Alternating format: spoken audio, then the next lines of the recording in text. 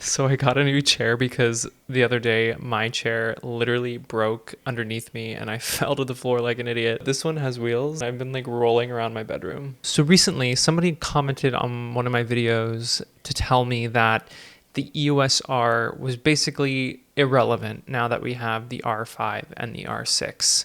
And this got me thinking, were they right? Is the EOS R still worth it in 2021? Hi, everybody. My name is Zach. I'm a photographer and arts administrator based in Santa Barbara, California. The EOS R was released in 2018 as Canon's flagship mirrorless camera body. It currently retails for about $1,800 US brand new. There's a lot of great things about this camera, but let's talk about why it may or may not be worth it for you in 2021. So I've had this camera since 2019. I picked it up because I was shooting more and more stage performances, and I was becoming increasingly worried that the loud shutter sound of my 5D Mark IV would irritate the patrons at the back of the theater while I was shooting. So I picked up this mirrorless camera to have a camera that would give me theoretically just as good images as my 5D Mark IV, but with a silent shutter mode. And that's exactly what this camera did. It gave me the same quality images that I was getting out of my 5D Mark IV in a smaller, lighter, more fun to use camera body. So let's talk about the image quality. Inside this camera is a 30 megapixel sensor, the same sensor that is found in the Canon 5D Mark IV. And in my usage, I found virtually no difference between the images shot with my 5D Mark IV versus the images shot with the EOS R. Some people claim that the EOS R has worse dynamic range than other cameras on the market, but for me, I found it to be comparable and it wasn't ever an issue for me. But that's true for still photography. We'll get to video in just a little bit. So some of the things I like about it are obviously like the way it feels in the hand, I think is nice. It has some nice buttons on here and it has pretty customizable buttons. The top screen is nice. The flip out LCD is nice. It has a headphone port and a mic port, HDMI, USB. Also, the EVF is great, and that's going to be a huge game changer if you're coming from a DSLR camera. Now, a couple major drawbacks from the design. One of them is that the wheel on the back, the Canon rear dial that we typically use to change aperture on Canon cameras, has been replaced with a D-pad. And this is just bad. I mean, this is just bad. It's not good. So that's a huge bummer. The other thing is like, this has become ubiquitous at this point with the EOS R. The touch bar. It's not good. It's not. I tried to make it work because I hated hearing people talk about it so much on YouTube, but it's true. I mean, this little thing doesn't work right. I mean, at least for me. I mean, maybe some people love it, and if you do, that's awesome, but I don't. The other thing is that this camera only has one card slot. And like, this is another issue that people have a lot of feelings and opinions about. Some people say, oh, well, when we were shooting film, we didn't have two rolls of film. Or some people say, when we're shooting video, we only shoot to one card slot most of the time and we're okay with that. Some people say, oh, well, we didn't always have two card slots. We used to only be able to shoot to one and we're fine with that. All of these arguments are true. I mean, you can probably get by with just one card slot. I have using this camera. I've never had any issues with cards failing or anything like that. But the thing is that the technology is available, and so not having it in a camera that could be a great professional camera, I mean, it is basically a professional camera, but not having two card slots limits its ability to be somebody's professional camera because the technology for two card slots exists. And so a lot of us as professional photographers want a camera that offers that technology, two card slots. We want that. So the fact that this doesn't have it is kind of a bummer for some people. And for me, honestly, I like having two card slots. It's a shame that this one doesn't, but I still like the camera despite the fact that it has some design flaws, failings, whatever you want to call it. I think overall the build quality is good. It's a good camera. It's built well. There are just a few quirks to it that might turn some people off. So you have to consider those things if you're considering buying the camera. For me, I still love the camera. I've still really enjoyed using the camera. I think it's great. So the autofocus on the EOS R is really good, especially if you're coming from a DSLR camera. The autofocus in the mirrorless cameras and the R cameras from Canon is just really good. Even if you're adapting your EF lenses, some people have asked about this, the Canon adapters, the first party Canon adapters, work flawlessly with every EF lens. I found that it actually improves the performance of my EF lenses. For example, my Canon 50mm 1.2, I used to never shoot it at 1.2 on my 5D Mark IV because I could basically never get it in focus. Like I could never nail focus with it wide open on my 5D using autofocus.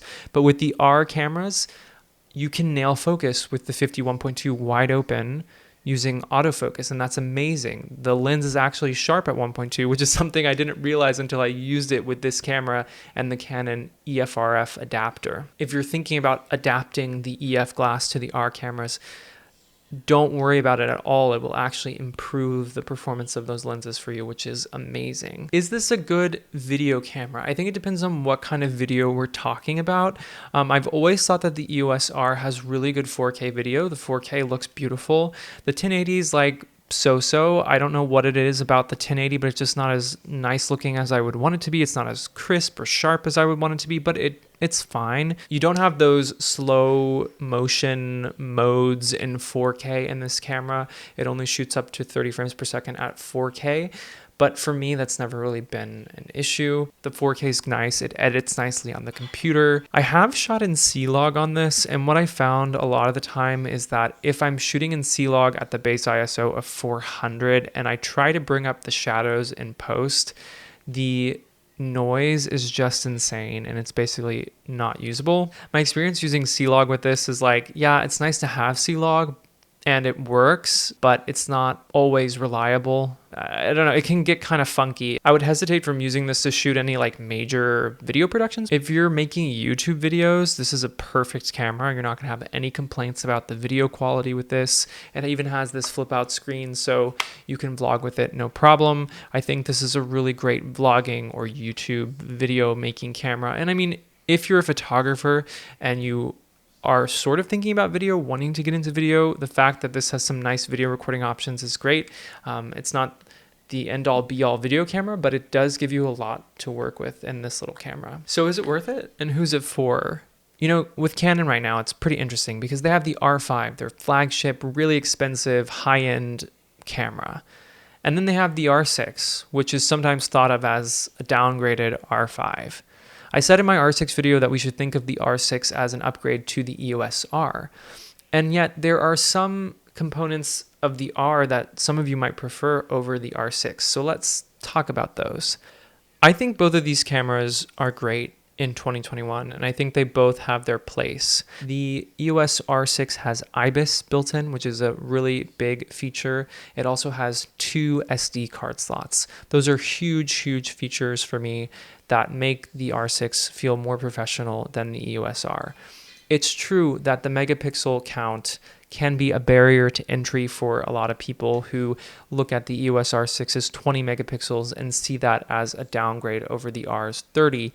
But in my experience, the image quality between the two is really most of the time indistinguishable, and I do love the look of the R6. Now, if you're someone who needs that extra resolution and you know who you are, having extra megapixels is probably going to be important to you.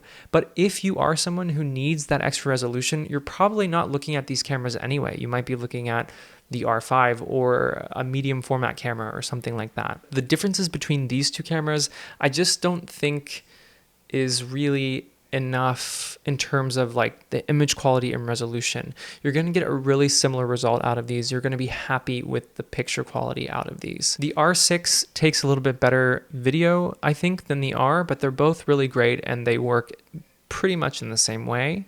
So if you're somebody who is looking at getting into mirrorless for the first time and you want to stick with Canon, the R might be a great option for you, and you're going to save almost $1,000 over the EOS R6, especially if you can get the R used. I think the EOS R is a really great entry point into the Canon mirrorless family. It will get you acquainted with the R system, and it might make you fall in love with these cameras. And by the time they come out with the next R5 or R6, you might be ready to upgrade at that point. I think this is a really, really good camera for someone who is thinking about becoming a professional photographer, but might not need all of the specs of an absolute pro camera. Because at the end of the day, the EOS R fits in my bag for professional work and a lot of other professional photographers. It just is a really, really great tool for taking photos or making videos. So despite the fact that the R6 and the R5 exist, I do think that the EOS R is still a valid option in 2021. You can definitely use this to create incredible work even now. Just think about the trade-offs between the EOS R and the R6. If you think that you would benefit from having IBIS or 2 card slots, maybe save up and go with the R6. But if you're not too worried about just having 1 card slot and you want maybe to have that extra resolution, go with the R. It's really up to you and how you shoot, but I think either way, you can't really go wrong with these cameras. They will both get you a really beautiful result. Please let me know if you have any questions about these cameras. I'm happy to help if I can. If you're new here, consider subscribing and say hello down below. I'd love to see you at the next video. Thank you as always for watching, and I'll see you soon. Bye.